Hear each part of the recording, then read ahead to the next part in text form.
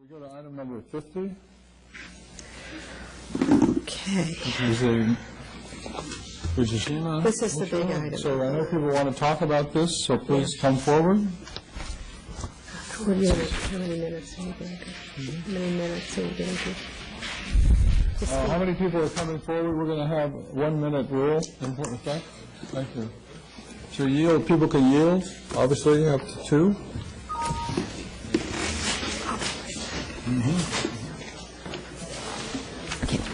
I'm Cynthia Johnson with the Berkeley Fellowship of Unitarian Universalists, and this is all. I'm going to go into some other things, but first I just want to say that in this brief moment, we have to remember, too, why this is so significant. One of the reasons is that Japan has a new government. They're very secretive. They passed a Secrecy Act, so I want you to know that this is a really important thing. When they say that they haven't been monitored, how can we monitor? I mean, when they can say that everything is safe, there has been no monitoring. But briefly, I just want to point out that the Peace and Justice Commission that recommended this, meticulously researched and unanimously approved this resolution. It includes 30 references and 11 footnotes omitted to save you time. They are abbreviated tonight to fit on 2 pages. One quotes Robert Alvarez, former senior policy advisor and with the U.S. Department of Energy, happen to know him very well, Deputy Assistant Secretary for National Security and the Environment in the DOE. But anyway, okay, thank you. Anyone else, can someone else carry this on? Oh, should I read on? Yes. Right here. Okay. Reactors operating for decades, such as Fukushima, have some of the largest concentrations of radioactivity on the planet. The spent fuel there contains, at Fukushima, 336 million curies of long-lived radioactivity. 134 million curies is cesium-137, 85 times the amount released at Chernobyl, nearly half the total amount released by all atmospheric nuclear weapons testing, Chernobyl and worldwide plants to date. I'm an environmental engineer with a PhD in air quality control, and I would like you to pass this resolution tonight. Thank you. Hello, this is some more information from the Peace and Justice Resolution footnotes. The chair of PICES, the Intergovernmental Scientific Organization of the governments include Canada, China, Japan, Korea, Russia, and the United States. They wrote, Fukushima Daiichi led to radionuclides released to the North Pacific. The long half-life radionuclides could endanger the marine ecosystem, including human health, through the food chain exposures. And it's important to monitor this radiation exposure level and assess the effects. And that's what the resolution is asking for. Don't be afraid to inform people what is going on with the release of the radioactivity from Daiichi. The former Prime Minister of Japan said the accident at Fukushima Daiichi was the most severe accident in the history of mankind. Fairfax has passed this resolution, and Seattle is about to do so. And I hope Berkeley will do so too.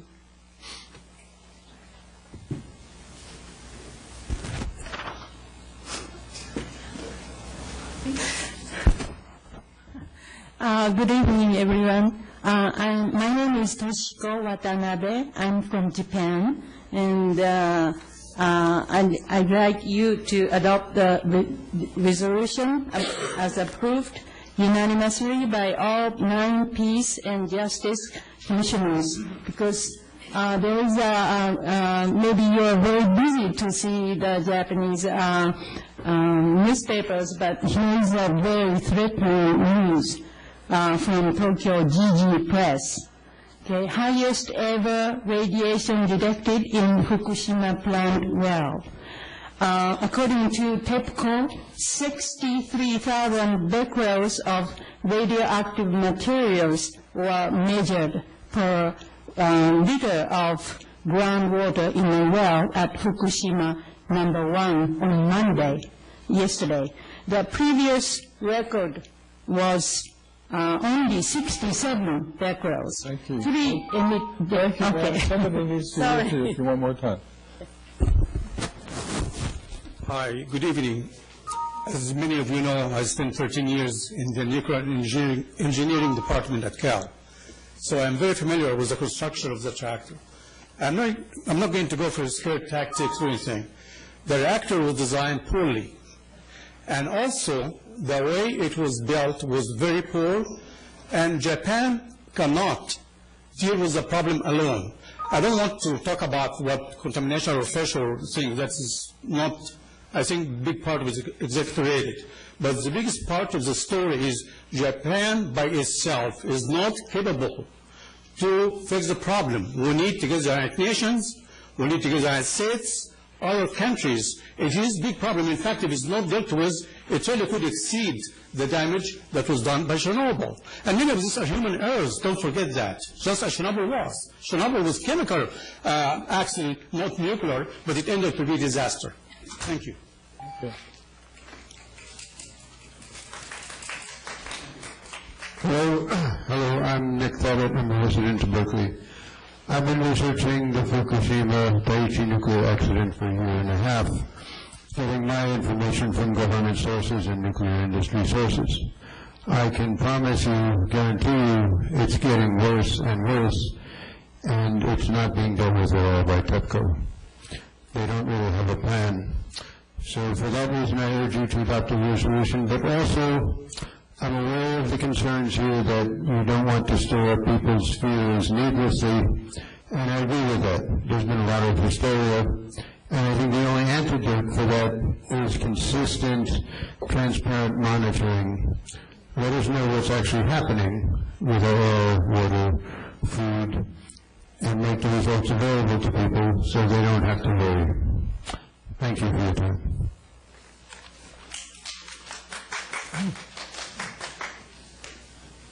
Hi, my name is Dan Marlin. I'm a longtime Berkeley resident, and I support the resolution.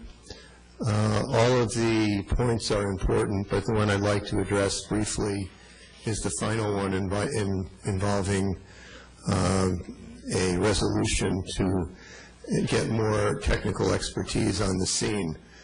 The stakes, the actual meltdown was a catastrophe, but without being irresponsible in the use of language, an apocalypse is what's going to happen if there's a major, and this has been well documented, if there's a major accident in the removal of the fuel rods or if there's another earthquake. The estimates are 14,000 times the amount of radiation that was released at Hiroshima. And the Japanese government is irresponsible. We need to support more international expertise.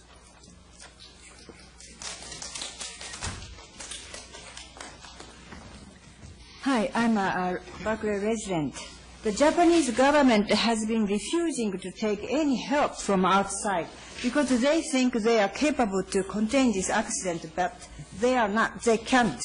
The situation is deteriorating. That's why I want the UN to form the group with the experts and scientists to help this accident to be contained. As the Pacific Rim neighbor, I urge you to vote this resolution to show we are concerned and let the Japanese government know this problem is not only Japanese problem but global problem. As a Japanese descendant myself, we rely on so much Japanese food from Japan. I need the monitoring this food along with the seafood of West Coast. And I'm very appreciative that the Berkeley passed the Free Nuclear Act. Please pass this resolution this time. Thank you.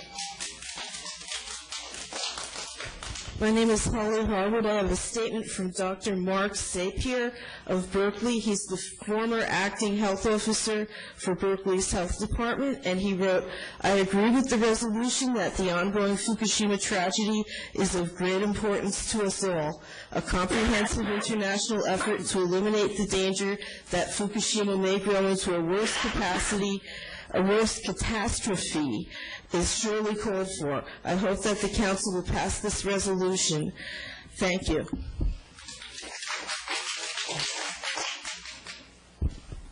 Good evening, Stefan Elkstrand here. As people have mentioned, this isn't just a problem for Japan, it is a global problem.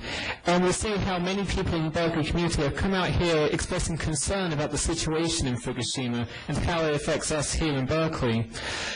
So passing this resolution will help educate people in understanding what the potential threats are and what is safe and what isn't. The university here played a central role in the development of nuclear technology, and I believe that this city has a responsibility, as it has done so in the past, to take a proactive approach in dealing with nuclear safety. So I hope that you support this and approve this resolution. Thank you. George Littman, Peace and Justice Commission. I'd like to speak directly to what we're asking you to do in the initial resolve. We've had a lot of conversation in this chamber about what is appropriate ground for peace and justice resolutions to cover. It's hard for me to think of a better example of the kind of resolution that we should submit to you. The Pacific shore is our backyard, and the ocean, Pacific Ocean, is our lake. Japan is really our neighbor. The sea life that's being poisoned by the hundreds of tons of radioactive water a day is our diet. The proposal that we sent to you is supported by local island nations such as the Philippines. It urges the UN to work in a collaborative manner with the Japanese. Even though the government of Japan and TEPCO have completely failed to responsibly control this disaster, this resolution takes a very respectful, non-interventionary model. We'll be working together with other nations in the world and the Japanese, and I urge you to consider this resolution. Thank you.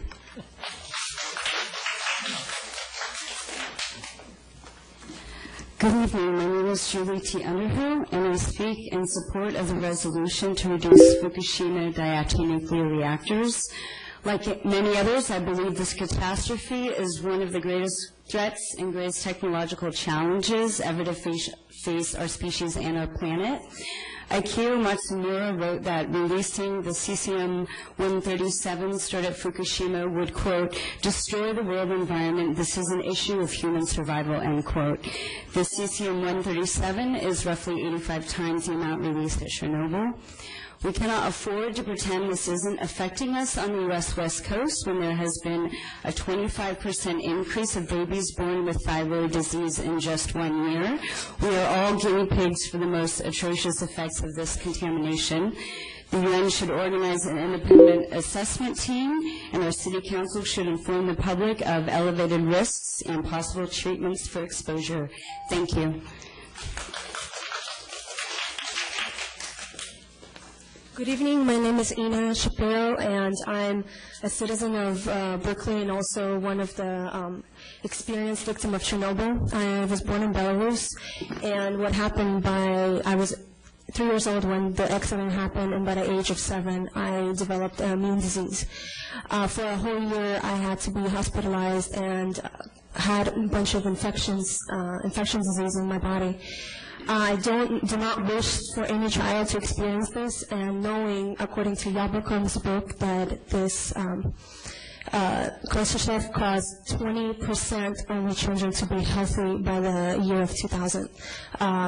So since Fukushima is 5 to 4 times worse than Chernobyl, I believe that this could be unbelievable cause on our children.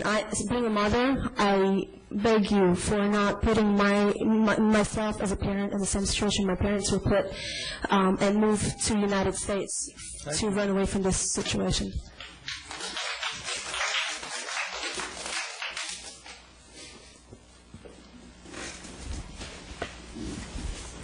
Hello.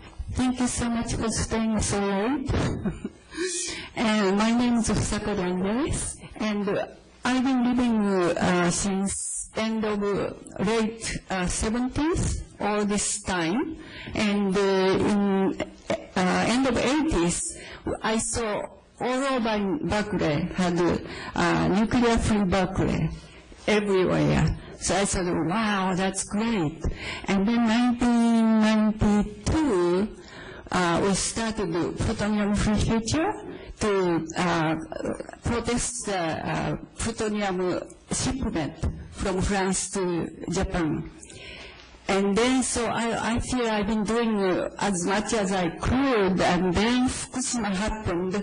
It's really devastating. It's so depressing. But I thought, oh, well, this is the life. So we just have to keep doing, teach my grandchildren's generation, and women, and everyone. Thank you. Time is up. Thank you. If somebody yields to you, your time is up. Time is here? No, your time is up. Oh, okay. I'm sorry. So anyway, now I'm an American citizen. So I like to bring up something that nobody mentioned. That is the United States government and the United States nuclear industry, which is totally connected, or led the Japanese nuclear industry development. So now I really feel as an American citizen, I have to bring all this issue, so I really appreciate that Berkeley City Council picked this up, because this is now it's really a world issue. So this time, instead of nuclear-free Berkeley, I like to put the nuclear-free world all over the world. Thank you so much. So I want to be clear that someone yielded in the audience. I just didn't want to interrupt her, so she had 2 minutes. Yes, Paul. Good evening, Paul Keola, Hope Lake. This is really the issue that I came for tonight. The others came up. At the outbreak of Fukushima, all of my friends were asking, "What's up, Paul? What do you feel?" I felt unspeakable grief, and I didn't speak. This ocean that we are destroying right now runs through my veins. My grandfather, my grandfather's grandfather, my ancestors have lived on this ocean. They've navigated the ocean. They've lived on the ocean. They've eaten from the ocean. Currently in Hawaii, I had never thought that there would be a day when I would look out into this ocean. I've never lived away from the Pacific Ocean and had to face the fact that the entire ocean, the entire Pacific Ocean, is on the verge of collapse. Thanks. Thanks for that.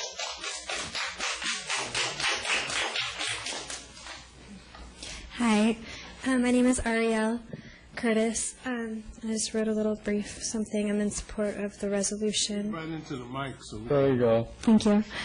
Okay, radiation. You can't see it, smell it, or see it, and yet it can make you really sick, causing genetic disorders, birth defects, cancer, and death.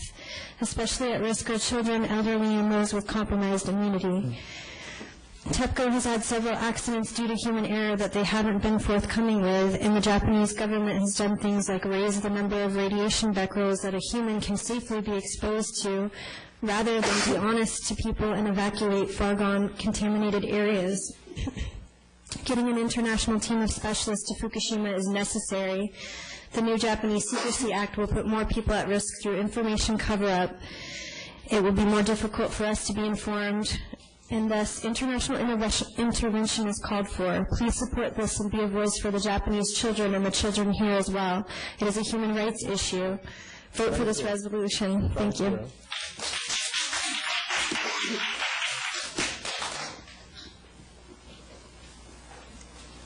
My name is Max Figueri. I've been a commercial fisherman for several decades in the North Pacific, and I believe I speak on behalf of all fishermen when I say to pass this resolution. Thank you. Thank you. Thank you for being here. Hello, my name is Umi, and I'm a self-designated evacuee from Japan.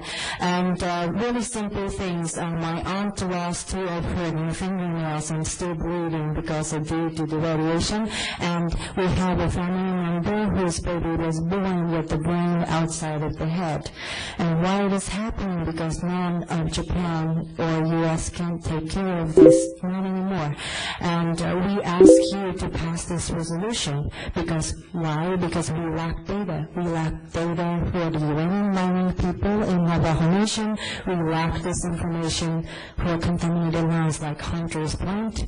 We lack this information in Santa Susana. We lack this information in Fukushima, and people can only do so much. And what happens is that if you pass this, then you're going to really answer to the concern of the people. You can solve the, answer to the questions of the people, not to fear people with the fear. So, please support us. Hi. Those who minimize the risk here are basing their minimization on studies that were conducted by pro-nuke people. And they're also basing, those studies are based on the initial emissions. But the emissions are ongoing, and the emissions could get far, far worse. Dr. Sebastian Prima, president of German Society for Radiation Protection, former medical physicist at the National Institute of Cardiovascular Research, said that he doesn't believe that the human race could become extinct from another disaster at Fukushima, but he's very pessimistic about bringing the situation under control. The danger posed is enormous, he says. All the experts agree. Worst case scenario, Tokyo would be completely evacuated. The consequences would affect the entire northern hemisphere. Now, there's the UNSCER report, which was sent to you. I know we've sent you a lot of information. Thank you. Thank you. Anybody want to give me time? Okay, the guy in the back gives me time. So that report was critiqued by Physicians for Social Responsibility, 4 different nations, including the USA of the PSR, and other physicians associations that are Nobel Prize winners. And that report said the Fukushima nuclear disaster has to be considered an ongoing catastrophe, which requires constant reevaluation of the cumulative extent of contamination, especially considering the long half-lives of radioisotopes like cesium-137 or strontium-90. And there are non-cancer health effects such as cardiovascular disease, infertility, genetic mutations, and miscarriages. Now, the head of the nuclear engineering department up at Cal, Pierre Peterson, I heard an interview with him in which he said if TEPCO, now TEPCO is only a utility company, not qualified to do disaster mitigation like this. He said that if they continue going in the vein that they are, and have made multiple mistakes, that the cleanup could take millennia. That's what he said. Is my time up? You have more time. Yes. Oh, I have more time. Okay. What he also said, though, what he thought that they should be doing is dumping all of that radioactive water into the ocean. Now, we know the ocean is vast, but it is finite. It's 400 tons a day going into the ocean already, inadvertent. He's talking about dumping all 1,000 of the 1,000 tanks that he's talking about. It's just that, sorry, but that is, that would be quite irresponsible. So please pass this resolution. It was meticulously researched. You have a lot of information there. Thank you. You yielded your minute. I thought I was yielding to him. That's okay. But you yielded to her. What? No, the guy in the back. No, you got 2 minutes. He yielded, and the guy in the back, you got 2 minutes. Yeah. Do I have 2 or 1? You have 1. Will someone yield a minute? Number 4. Wait, there's nobody yielding to. Okay. Project manager? Go ahead, sir. All right. Thank you. Okay. I just want to lay out for you what could happen at Fukushima. I didn't want to talk about this. It's a bit unpleasant.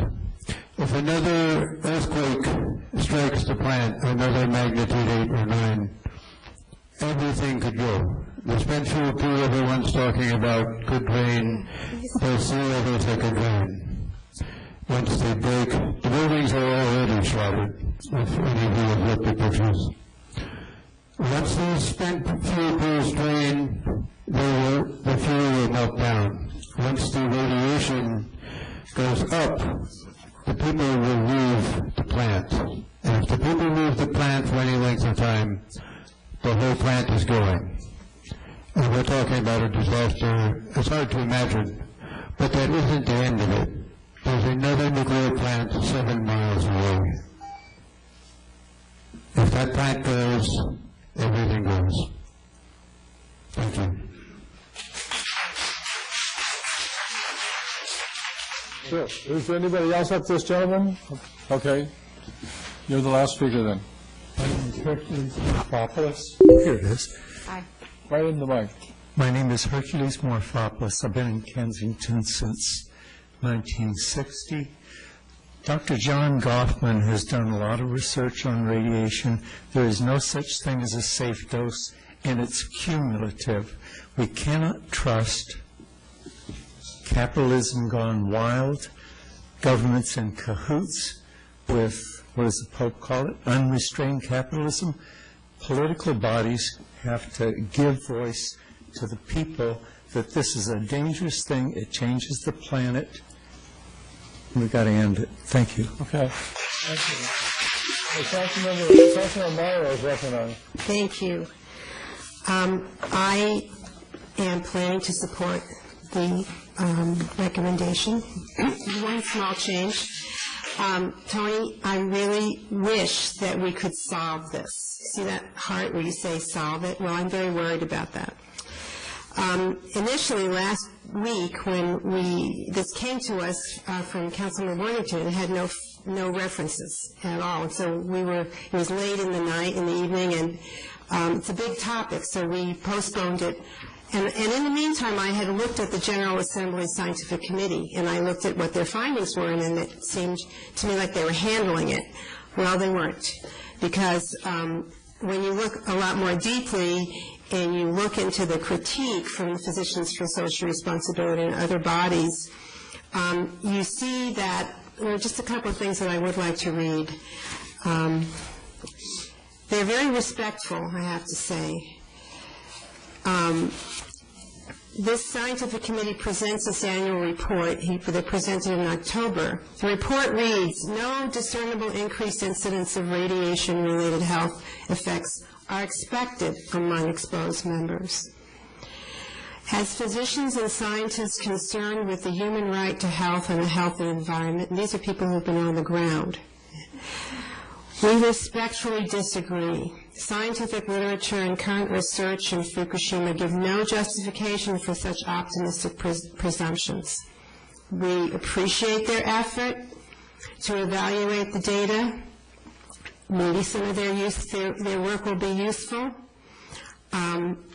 but their findings are based on unclear assumptions, older assumptions, and there seems to be nothing wrong with having an independent committee that's scientifically qualified actually pushing the envelope on this, because it's pretty serious.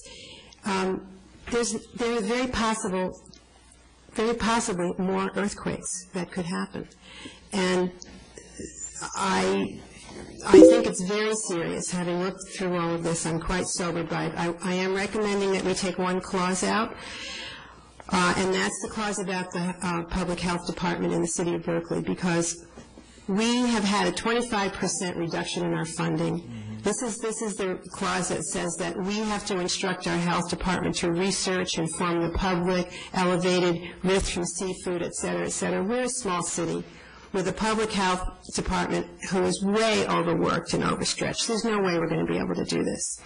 If it gets to the point where we're starting to see data about contamination, we're going to have to rely on the EPA. We're going to have to rely on all of our organizations to come together to deal with this. But we, as a city, we simply cannot do that. So I'm going to make the motion that we support the recommendation, but removing that big further resolve clause that we instruct our health department. Second. Thank you. 5 people. Great. I'm very glad to hear it. Yeah. I think I'm going to choose Wingraf. Sure.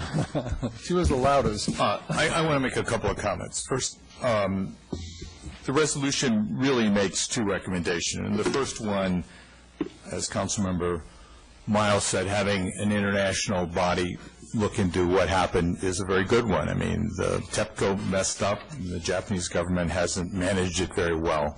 And it was a very serious accident and has immense consequences, certainly in Japan and near environs. But there's a second piece, which was about, what are the impacts in Berkeley? And there, I think the data is not so clear. There has been extensive monitoring. They have seen some small amounts of activity from, Fukushima, and it was correlated after a few months of the accident. It came over primarily in the air currents and washed down in the rain, and then they stopped seeing, it was at no detect levels, and was also at levels much lower than natural background radiation. So I think it's to monitor it makes a lot of sense, to investigate whether there was any large amount of activity that actually got to our shores makes sense, and they monitored seafood, they monitored a lot of food products, and typically they didn't see anything, or it's like the 1% level of potassium-40, which is in most foods. Okay, so I really support what Councilmember Miles. I think we should go on record as saying that there should be an independent commission, but I don't think we have the resources, and I don't think there's any real indication that there's a lot of danger. We can continue monitoring if our department wants to do education, that's fine, but I don't think, and I also would be curious of what are the specific treatments for radiation exposure. I'm a scientist who worked a lot with nuclear detectors, and the only one I know is potassium iodine, and it only works on radioactive iodine, and doesn't help you on cesium. And cesium is probably the most dangerous isotope that you're going to get from a reactor. So I think we also don't want to give people false beliefs that there's a magic bullet that can protect you from radiation. Councilmember Capitelli.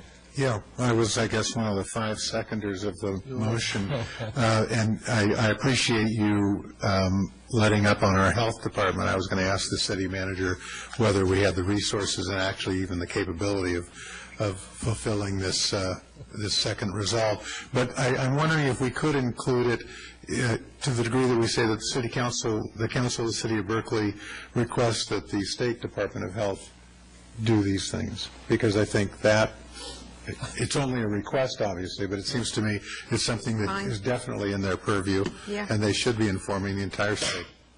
So I would suggest that the second resolve be it further resolved, the Council of the City of Berkeley requests that the California Department of Health, and then leave the resolution. Okay, and then research and inform. Yeah. Okay. So you accept that? Yes, I do. Let's see, the 5-seconders, do they?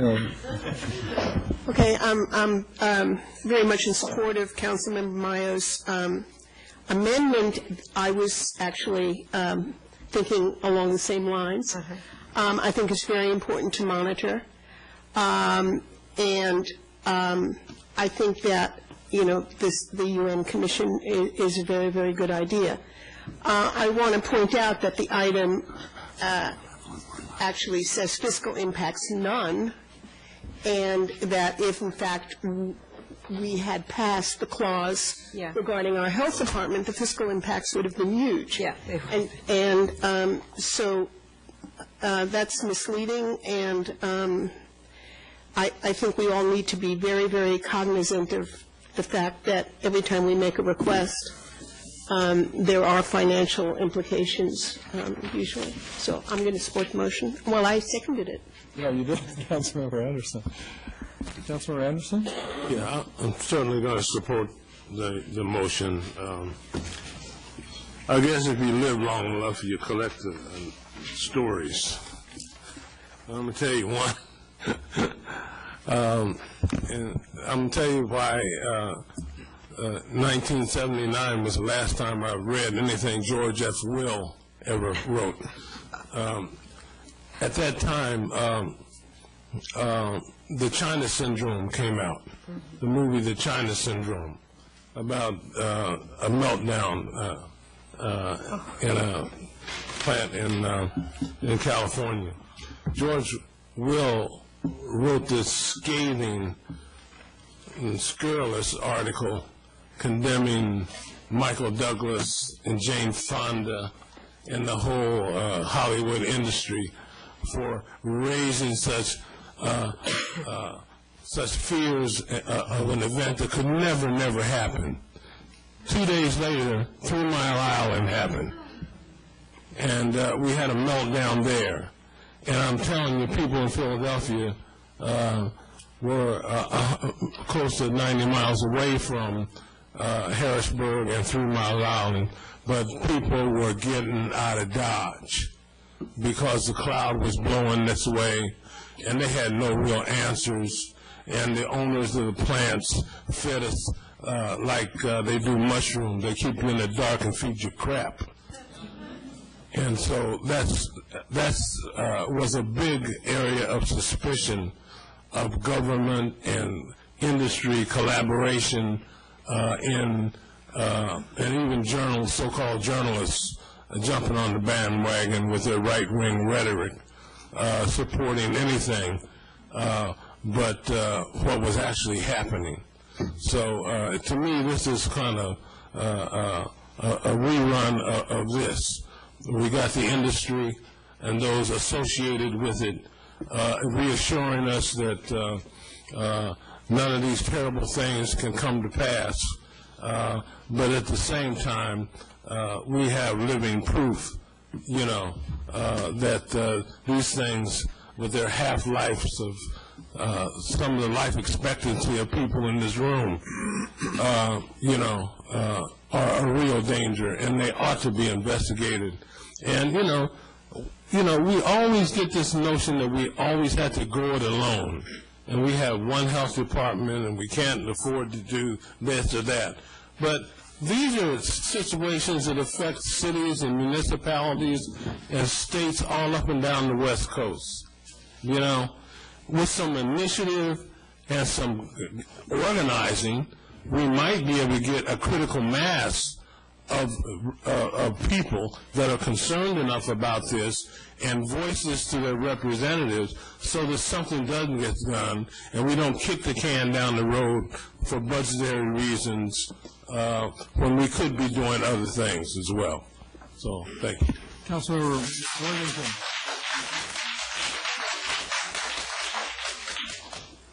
Thank you.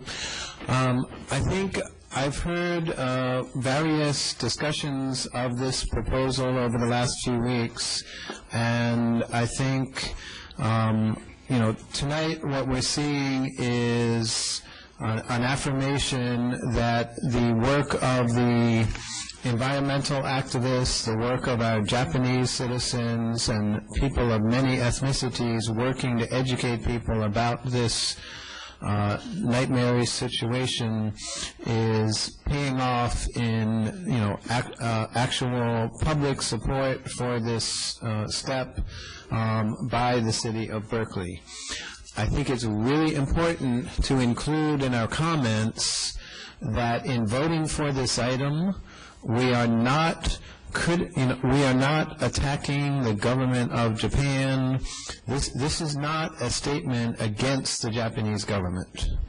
This is a statement of bringing the resources and skills and money of the international community to help the people of Japan and the Japanese community and the Japanese government to address one of the biggest environmental disasters of our lifetime. It's not about blaming the government of Japan or the company that's there. It's about getting the resources to address this calamity and getting an international effort. And, you know, we would do this. I hope people around the world would do this if this happened in the United States. And I'm thrilled that people here in the United States are willing to do it to support the people of Japan and all the people who are affected by this in any country. So thank you very much to everyone in the community who brought this forward to us and helped to give us I mean, if you look through all the different emails and all the different replies to the East Bay Express story and the voluminous information we received in our supplemental packet, there's a massive amount of information, scientific information, health professionals, scientific professionals, and just wonderful, good-hearted, and good-minded people. So thank you to everybody who helped get this to us and get us ready to vote in support of this action tonight. Thank you. I would also like to echo some of the issues that people have stated. This is an important issue, and I'm glad we are taking a stand.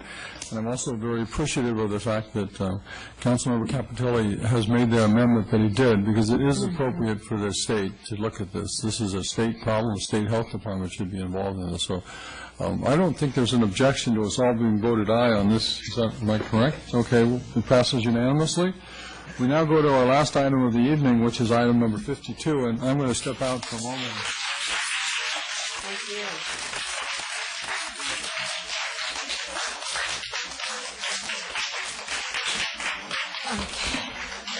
Good night. We have one more item left, and that's Councilmember Aragine's item, the referral to the city manager on the exemption of fire damaged buildings. The crux of which seems to be that when a property is destroyed, the newly constructed units are not subject to rent control if they had been before. And displaced tenants are not eligible for assistance under the relocation ordinance. And